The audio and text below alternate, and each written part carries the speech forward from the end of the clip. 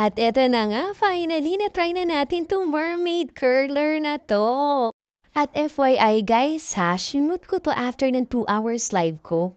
So 2 hours na yang kulots ko na yan. So ibig sabihin, pwede talaga na 3 to 4 hours ang ating hair kahit walang styling spray. At ang good news nga dito guys, ₱288 na lang 'to. So ang laki ng binaba niya kasi dating ₱599 'to. O 'di ba, feel na feel ko ang hair ko kasi feeling ko mermaid ako, yung tipong pupunta na ako ng dagat pagkatapos. Ang ganda ng pagka-curl niya kasi hindi OA na parang isasagala ka, eh. So, puwedeng-puwede 'to sa mga party-party, may mga casual kang lakad, ayan, puwede yan. At ang kagandahan guys, ceramic plate 'to, so hindi masyadong masisira ang inyong hair at meron siyang up to level 5 na adjustment ng temperature.